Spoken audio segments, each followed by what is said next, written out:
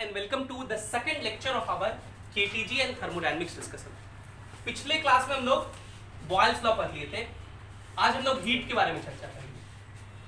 Heat, देखो physics में ना हीट का कुछ मीनिंग ही नहीं होता.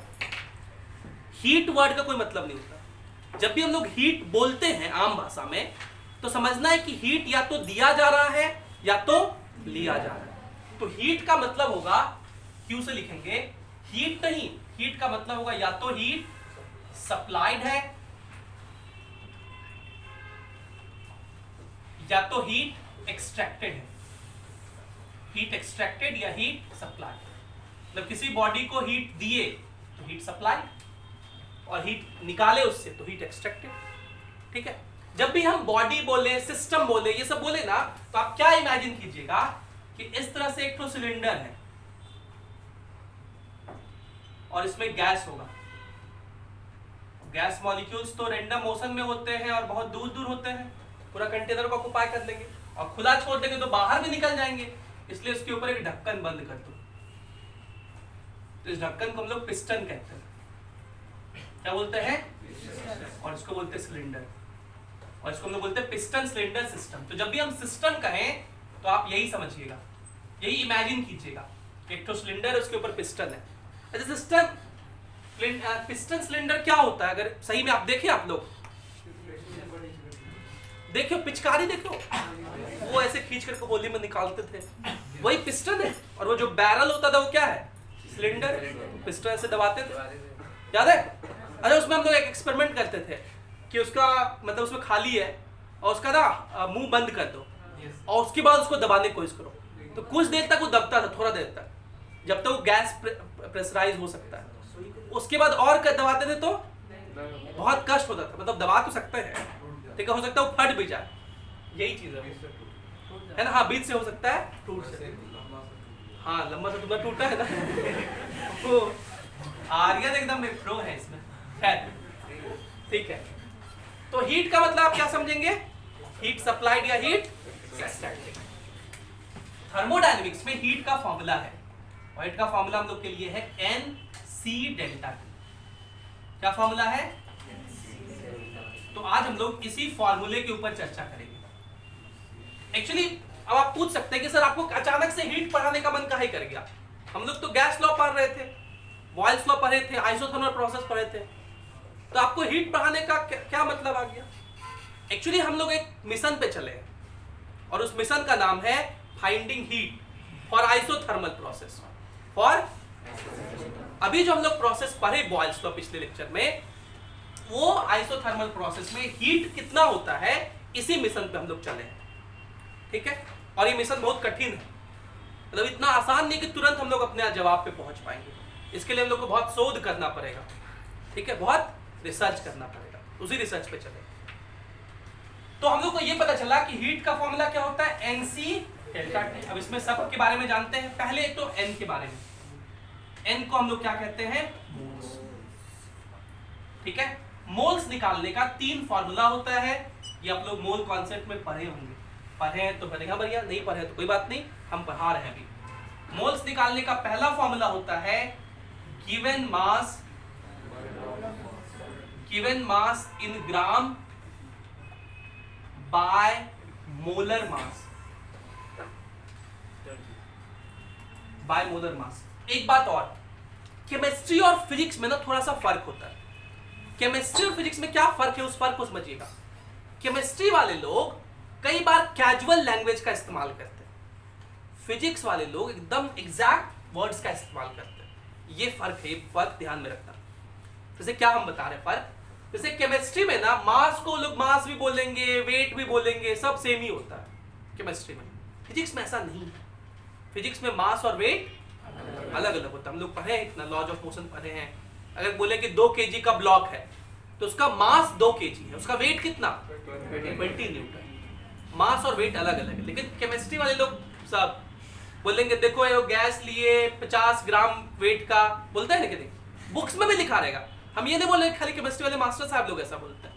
इवन जो एक्सपर्ट लोग होते हैं वो लोग भी ऐसे लिखते हैं, और आपके एग्जाम में भी वैसे ही लिखा रहेगा. तो केमिस्ट्री में कैजुअल लैंग्वेजेस का यूज किया जाता है. लेकिन हम लोग मास को मास लिखेंगे जहां लिखना होगा, वेट को वेट लिखेंगे, ये बात। दूसरा, वो लोग कभी मोलर मास बोलेंगे, कभी मॉलिक्यूलर मास बोलेंगे और सब एक ही चीज लिख देते हैं। फर्क है सब में, बहुत बड़ा फर्क है। जैसे इस फॉर्मूले को जैसे ही हम लिखे, बहुत लोग बोला कि सर मोल का फॉर्मूला होता है गिवन मास इन ग्राम बाय मॉलिक्यूलर मास। वो मॉलिक्यूलर मास नहीं था, वो ग्राम मॉलिक्यूलर मास था। और कंफ्यूज भी बहुत करते हैं केमिस्ट्री वाले लोग। समझिए इस बात। मान लो एगो हाइड्रोजन से मुलाकात हुई हम लोग का, हाइड्रोजन के एक तो मॉलिक्यूल से, बहुत छोटा होगा, एक एटम हाइड्रोजन का सिंगल बॉन्ड बना के दूसरे हाइड्रोजन के साथ घूम रहा होगा। ये अकेला रहता नहीं है, हाइड्रोजन अकेला एग्जिस्ट करता है। हाइड्रोजन से जब भी मुलाकात करोगे हमेशा कपल फॉर्म में मिलेगा, है ना, दूसरे हाइड्रोजन के साथ हाथ में हाथ मिलाए हुए, बॉन्ड बनाए हुए।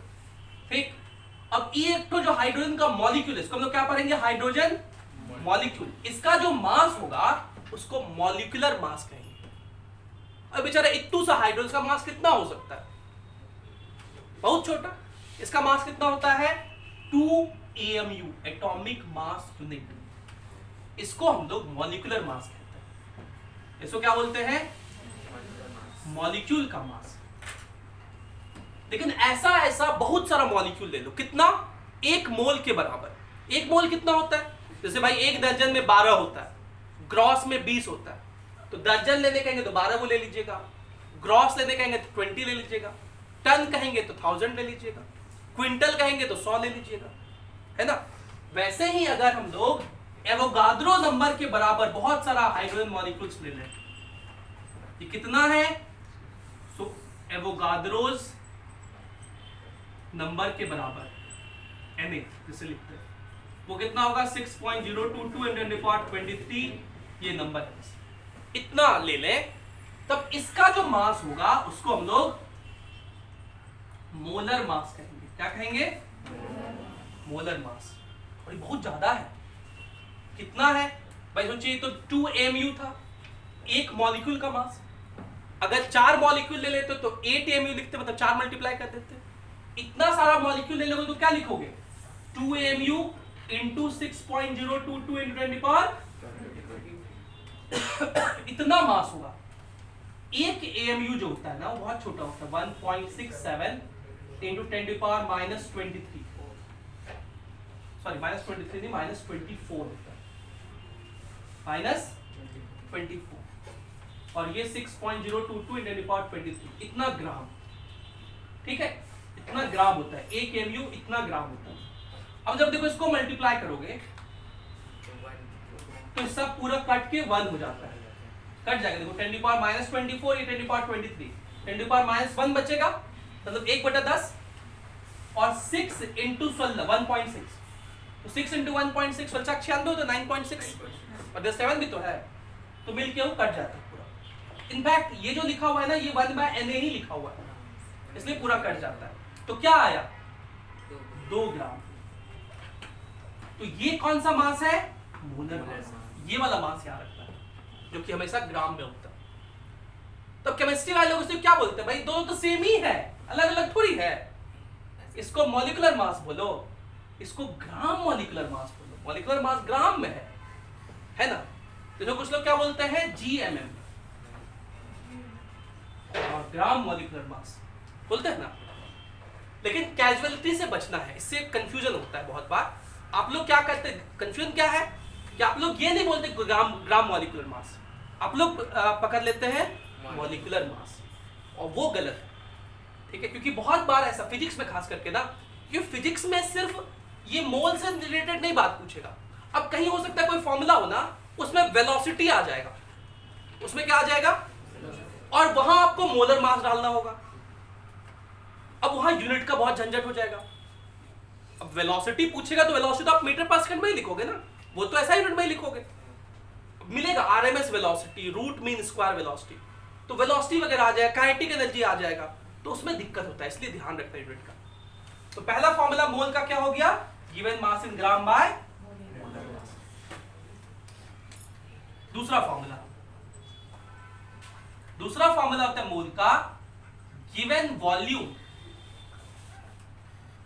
in liter at STP or NTP divided by molar volume. इसमें बहुत बात समझने वाला है। देखिए एक बात और, अगर हम कोई चीज कहें कि इसको याद रखिए खाली, तब उसमें नहीं पूछना है डेफिनेशन हो या कोई ऐसा चीज हो जिसको बोले कि याद रखो खाली, अभी काम का नहीं है। कभी अगर खुदा न खास्ते पूछ दिया तो उसको याद रखते, उसमें ज्यादा कुछ नहीं है। लेकिन बाकी जितना भी चीज लिखिए ना, कॉमन चीज, उसको हर चीज को समझ के लिखिए। इसमें हर कुछ समझिए।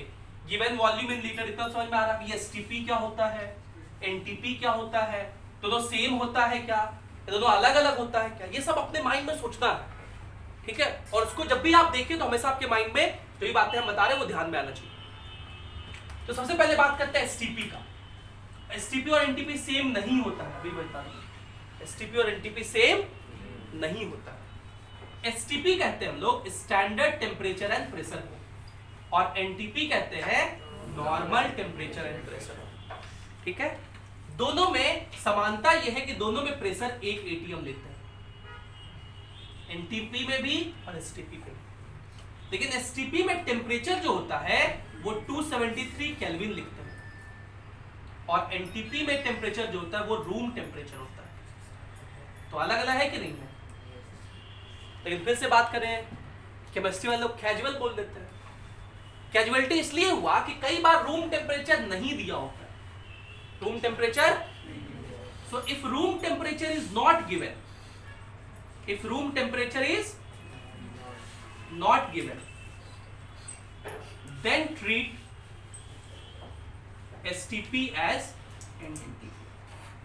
तब आप STP और NTP को एक जैसा ट्रीट, मतलब दोनों अलग अलग चीज होता है।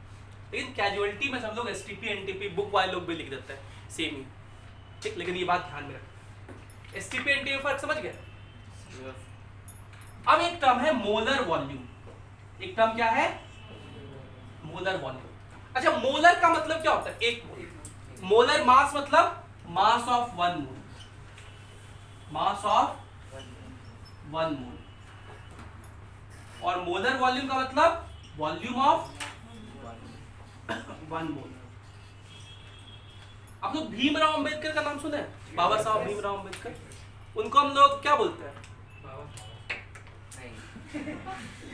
उनको हम लोग बोलते हैं कि उन्होंने सबको इक्वालिटी दिया। वो पहले अनटचेबल्स लोग हुआ करते थे, अलग अलग कास्ट हुआ करते थे, तो बाबा साहब भीमराव अंबेडकर ने सबको इक्वालिटी दिया। हाँ, आर्टिकल 15 दिया। हाँ, फादर नहीं, उनको आर्किटेक्ट ऑफ इंडियन कॉन्स्टिट्यूशन कहते हैं। हाँ, architect of Indian constitution, drafting committee के चेयरमैन थे। तो आर्टिकल 15 हम लोग के संविधान में एक है। अभी एक पिक्चर भी आई थी आर्टिकल 15, देखे थे आप लोग? हाँ, उसमें मैनुअल स्कैवेंजिंग के ऊपर बहुत देखना, बहुत अच्छा पिक्चर है वो। ठीक है, मतलब बेस ये मसाला वाला देखना, सलमान खान वाला पिक्चर वैसा टाइप नहीं मिलेगा। लेकिन उसमें देखना कि आज भी मैनुअल स्कैवेंजिंग जब होता है, आपके घर में भी होता हो, तो एक पर्टिकुलर क्लास के लोगों को ही बुलाया जाता है। और जो आप लोग पढ़ेंगे केमिस्ट्री में गैस होता है फॉस्जीन गैस, तो जो ह्यूमन एक्सक्रीटा होता है उससे वो फॉस्जीन गैस रिलीज होता है। इसलिए हम लोग क्यों बोलते हैं कि खुले में शौच नहीं करना चाहिए, ठीक। क्यों अभी ओपन डिफिकेशन फ्री इंडिया को बनाने जा रहा है, स्वच्छ भारत मिशन जो है, उसका एक ही रीजन है, वो जो फॉस्जीन गैस होता है बहुत जहरीला होता है। तो जब वो जो सेप्टिक टैंक होता है उसको क्लीन करने जाते हैं तो लोग बिना कोई वैसा प्रिकॉशन के जाते हैं, और वो फॉस्जीन गैस के कारण बहुत लोगों की मृत्यु हो जाती है। And trust me, it's illegal. India में ये कानून है कि मैनुअल स्कैवेंजिंग नहीं करना है, लेकिन लोग भी करते हैं बिकॉज ऑफ देयर कास्ट, कि वो पूर्वज लोग वही करते हुए आ रहे हैं, और लोग करवाते भी हैं। And not only we people, even जो सोसाइटी में लोग होते हैं, बड़े बड़े लोग होते हैं, तो उस पिक्चर में वही दिखाया गया, जो पुलिस लोग है ना, वो लोग भी वही काम करवाता है, ठीक है। और वो बहुत गलत काम है। खैर, तो बाबा साहब भीमराव अंबेडकर ने सारे लोगों को इक्वालिटी दे दिया था आर्टिकल 15 ला करके इंडियन कॉन्स्टिट्यूशन में, जो कहता है कि every citizen is equal, you can not discriminate between two person just on the basis of religion, race, caste, place of birth और सेक्स। दो पर्सन के बीच आप डिस्क्रिमिनेट नहीं कर सकते। Just on the basis of religion, race, caste, sex, place of birth. इन 5 के बेसिस पे नहीं कर सकते। मतलब हम बस 2 लोग को इसलिए नहीं कर सकते कि तुम हिंदू हो, तुम मुस्लिम हो, तो तुम ज्यादा फीस लेंगे, तुमसे कम फीस लेंगे। इस बेसिस पे डिस्क्रिमिनेट नहीं कर सकते। But there can be another basis, है ना। हो सकता है कि हम किसी से कम फीस लें, किसी से ज्यादा फीस लें। उसका बेसिस हो सकता है कि वो टेस्ट में, स्कॉलरशिप में ज्यादा नंबर लाए। दूसरा बेसिस हो सकता है। तो इन लोगों के गैसेस के बाबा साहेब भीमराव अंबेडकर आए, उनका नाम है एवोगाद्रो। क्या नाम है? एवोगाद्रो जो है वो गैसेस के बाबा साहेब भीमराव अंबेडकर है। बड़ी इंटरेस्टिंग सी कहानी है। एक बार हाइड्रोजन बड़ा चुपचाप बैठा हुआ था, ठीक है। ऑक्सीजन बड़ा धूमधाम से घूम रहा था। मतलब भाई हम तो बहुत जरूरी, कोई जले नहीं तो हम जलाएंगे, है ना, और हम ना रहे तो निपट लोगे। आजकल तो ऑक्सीजन का डिमांड बहुत बढ़ भी गया है ना, कोरोना की वजह से। ऑक्सीजन देखते हो, सिलेंडर बहुत महंगा मिलता है। खरीदे हो कभी ऑक्सीजन सिलेंडर? कोई पेशेंट के लिए खरीदना हो, बहुत महंगा मिलता है। तो ऑक्सीजन बहुत डिमांड वाला गैस है। अच्छा, नाइट्रोजन भी डिमांड में रहता है बहुत। कभी गाड़ी में देखना 250 रुपया का चक्का उक्का में डलता है नाइट्रोजन। तो नाइट्रोजन ऑक्सीजन का बहुत वैल्यू चलता है। हाइड्रोजन सबका पुष्पाल गैस है ना। हाइड्रोजन हो गया, कार्बन डाइऑक्साइड का तो वैल्यू ही नहीं, सब लोग बेइज्जत करके रखता है ऐसे, है ना। और कार्बन मोनोऑक्साइड वो तो और खराब होता है ना। अच्छा, कभी पढ़ाई की थर्मोडायनामिक्स में हम कुछ लोग कूल बंदे बनते हैं ना। हम लोग 4 साल मैकेनिकल इंजीनियरिंग का गुजार दिए, अच्छा बाइक बनाने में, अच्छा इंजन बनाने में। साइलेंसर लगाओ भाई, आवाज कम होगा, नॉइज पॉल्यूशन कम होगा, इफिशियंसी बढ़ेगा, कम पेट्रोल में, कम डीजल में ज्यादा तेजी से गाड़ी चलेगा, ज्यादा इंजन लाइक होगा। और कुछ नालायक लोग को खरीदवा देते हैं पापा लोग, वो पहले साइलेंसर खुलवाएगा, फट फट फट फट करके गाड़ी चलाएगा। अच्छा, उससे लड़कियां इंप्रेस होती है क्या? बताओ तो, लड़कियां बताओ भाई। ये लड़का लोग जैसा करता है ना, लाइक टाइप होती है लड़कियां, नहीं ना। उससे कार्बन मोनोऑक्साइड निकलता है। बहुत इंपॉर्टेंट बात ये समझिएगा। उन गाड़ीज के पीछे कभी मत जाना। अगर आप हैं, आपके सामने से वो निकल जाए तो कृपया बाइक अपना, कार अपना साइड कर ले। अगर पैदल जा रहे हो तो एकदम नाक बंद कर दो। मास्क लगाने से सब फायदा है, एकदम तुरंत। क्यों? क्योंकि वो जो कार्बन मोनोऑक्साइड है वो आपके हीमोग्लोबिन के साथ रिएक्ट कर लेता है और बनाता है कार्बोक्सी हीमोग्लोबिन। बहुत डेंजरस होता है वो। ऑक्सीजन एफिनिटी जो है उसको खत्म कर देता है, ठीक है, वेरी डेंजरस। इसलिए साइलेंसर के अंदर कैटालिटिक कन्वर्टर्स लगाया जाता है जो कि उस कार्बन मोनोऑक्साइड को कार्बन डाइऑक्साइड में कन्वर्ट कर सके, ठीक। तो सब गैस के साथ अलग भेदभाव हो रहा था। एवोगाद्रो भाई साहब ने कहा देखो भाई, हम एक इक्वालिटी लाते हैं, और इन्होंने सब गैस का 1 मोल लिया, सब गैस का, और पाया कि एसटीपी पर या एनटीपी पर सब गैस के 1 मोल का वॉल्यूम फिक्स होता है, 22.4 लीटर होता है। एवोगाद्रो भाई साहब ने कहा कि देखो भाई, हम तुम लोग को इक्वालिटी दे रहे हैं कि volume of 1 mole of every gas at STP or NTP is 22.4 liter and this is called molar volume। चाहे तुम ऑक्सीजन हो जीवन के लिए बहुत रक्षक, चाहे तुम नाइट्रोजन हो गाड़ी के लिए बहुत रक्षक, चाहे कार्बन मोनोऑक्साइड हो, नालायकों द्वारा भक्षक बनाए गए, है ना। सब गैस का 1 मोल का वॉल्यूम 22.4 लीटर होता है। कब? एनटीपी या एसटीपी, बेसिक हम लोग मोलर वॉल्यूम कहते हैं। तो यहाँ आप हमेशा 22.4 लीटर रखते हैं। मोल निकालने का एक और फॉर्मूला होता है, पहले ये लिखो फिर निकाल लीजिए।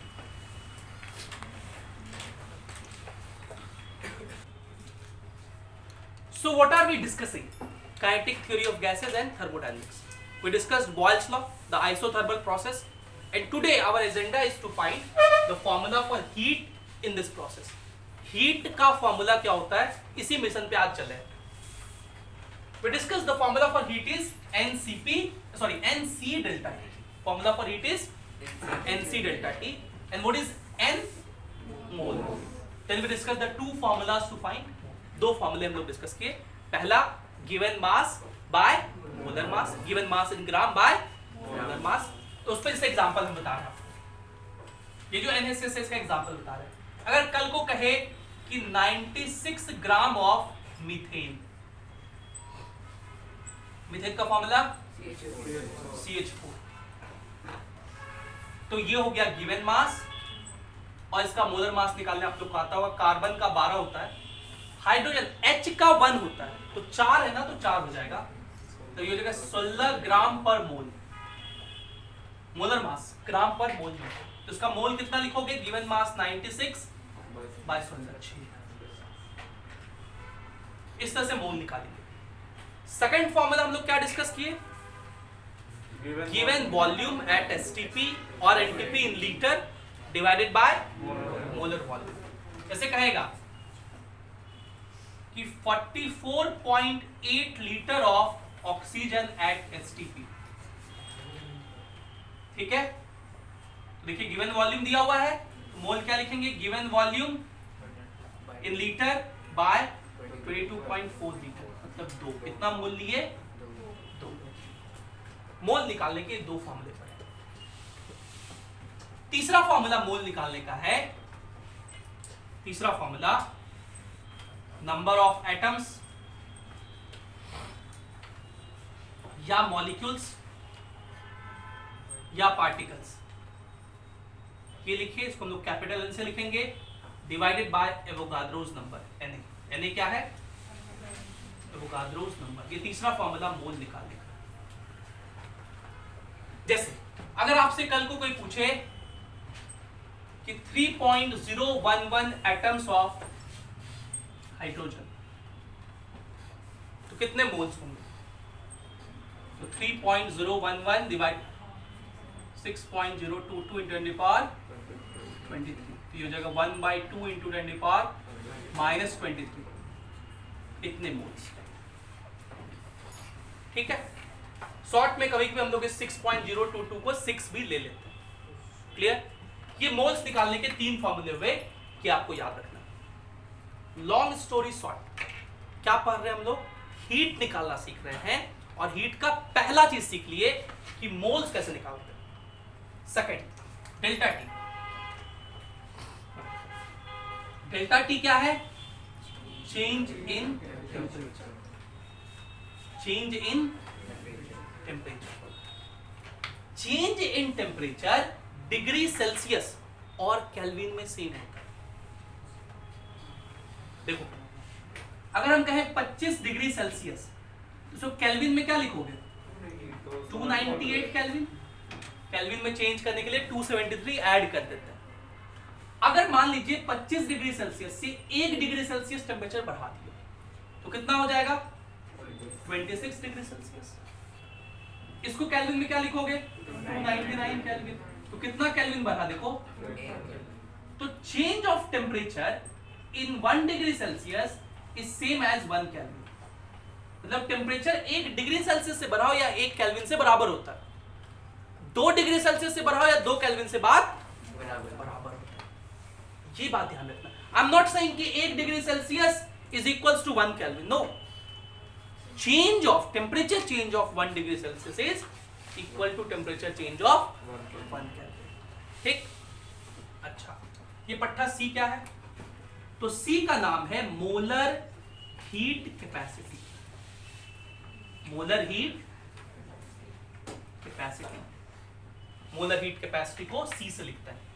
और ये जो मोलर हीट कैपेसिटी, इसका डेफिनेशन देखिए, अगर n का वैल्यू 1 हो जाए और डेल्टा टी 1 डिग्री सेल्सियस या 1 केल्विन, अभी डिस्कस के दोनों सेम होता है, तो अगर n भी 1 डेल्टा टी भी 1, तो Q कितना होगा, C के बराबर, बोलो। तो हम लोग डिफाइन करते हैं कि molar heat capacity basically heat ही है, बेसिकली वह हीट जो 1 मोल को दे रहे हैं, वह हीट जो 1 मोल को दे रहे हैं, जिससे उसका टेम्परेचर, उस गैस का टेम्परेचर, उस सिस्टम का टेम्परेचर, सिस्टम बनाया था ना, उस गैस का टेम्परेचर 1 डिग्री सेल्सियस या 1 केल्विन से बढ़ जाएगा, ठीक है। So what is molar heat capacity, इसका डेफिनेशन मुझे लिखवाना है, लिखो मोलर हीट कैपेसिटी का definition. Molar heat capacity is defined as, molar heat capacity is defined as the amount of heat required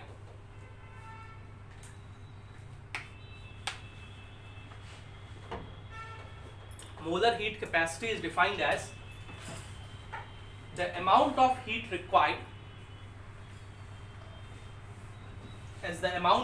required to raise to raise RAISE, to raise temperature of 1 mole of a gas, temperature of 1 mole of a gas by 1 degree Celsius or 1 Kelvin,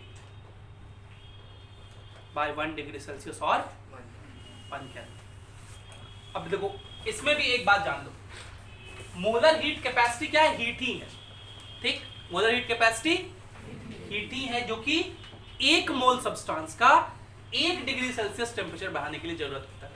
समझिए, जैसे मान लो हम लोग oxygen उठाए, oxygen ने कितना उठा लिए? 1 मोल, और उसमें थर्मामीटर डाल दिए और उसको हीट दे रहे हैं, और उस हीट को मेजर भी करते चलो। बहुत सारा इंस्ट्रूमेंट, आगे जो लोग इंजीनियरिंग करोगे वो लोग को पढ़ना होगा, बहुत सारा इंस्ट्रूमेंट होता है हम लोग को हीट ये मेजर करने का, हीट। तो हम लोग मेजर भी कर रहे हैं कितना हीट जा रहा है। बहुत सिंपल है हीट को मेजर करना। अगर मान लो आपके पास इलेक्ट्रिक केटल है तो उससे बहुत आसानी से मेजर कर सकते हो, उसका पावर पता होता है हम लोग को, टाइम से मल्टीप्लाई कर दीजिए, हीट निकल जाएगा। Power into time is heat. तो हीट हम लोग डाल रहे हैं, 1 मोल गैस लिए हैं और उसका टेम्परेचर देख लिए कितना डिग्री सेल्सियस बढ़ा? 1 डिग्री सेल्सियस। तो जो भी हीट दिए उसी को हम लोग क्या बोलते हैं? Molar heat capacity. इसका यूनिट क्या होगा? तो यहां से देखो, C का यूनिट क्या होगा? Q by N delta T। बोलो, तो Q क्या हो गया? हीट जूल, जूल पर मोल केल्विन, जूल पर मोल केल्विन। अगर आपसे इसका डायमेंशन पूछे, हम लोग बोले थे यूनिट एंड डायमेंशन कभी खत्म नहीं होता है, हर चैप्टर में पढ़ते चलेंगे। तो मोलर हीट कैपेसिटी का डायमेंशन लिखने पूछे तो क्या लिखोगे बताओ? जूल क्या होता है? न्यूटन मीटर, न्यूटन मीटर पर मोल केल्विन। न्यूटन क्या होता है? केजी मीटर पर second square into 1 metre, metre square लिख दो, पर मोल इनटू केल्विन। तो इसका डायमेंशन क्या लिखोगे? केजी का m, l स्क्वायर t का power -2, mole inverse, kelvin inverse.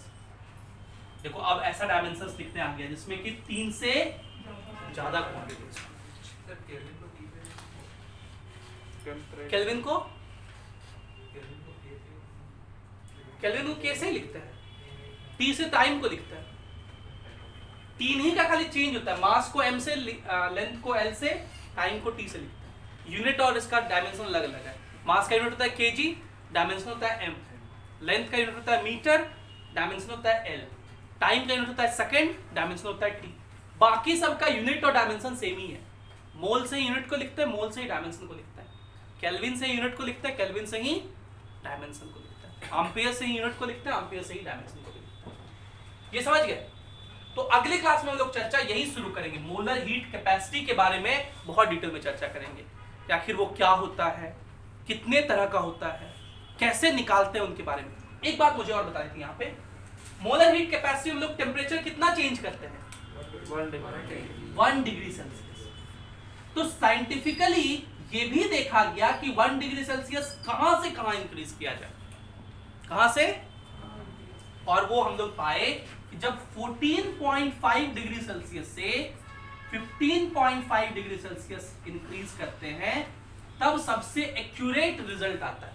क्योंकि एक्चुअली मोलर हीट कैपेसिटी भी ना टेम्परेचर के साथ चेंज कर जाता है कभी कभी। तो एकदम एक्यूरेट रिजल्ट आए उसके लिए टेम्परेचर कहां से कहां चेंज करते हैं? 14.5 से 15.5 degree Celsius. It's of no use, आपके किसी काम का नहीं है। मुझे सर फिर बताए का है, 2 कारण से बताए। पहला कि जो लोग इंजीनियरिंग करोगे वहां उनको ये परफॉर्म करना पड़ेगा। दूसरा, आप लोग जब बुक सॉल्व करेंगे ना तो किसी किसी बुक में ये क्वेश्चन है, अब मेरे को याद नहीं, शायद यूनिवर्सल में है, ठीक है, उस बुक में ये सवाल है कि molar while calculating molar heat capacity the temperature change of 1 degree Celsius takes place from. अभी तो डेटा हो गया याद रखने वाला कि कहां से कहां 1 डिग्री सेल्सियस को चेंज करते हैं। एक्सपेरिमेंटली जब कैलकुलेट करते हैं तो 14.5 से 15.5 डिग्री सेल्सियस। ठीक, तो बस इसी के साथ हम लोग अगली क्लास में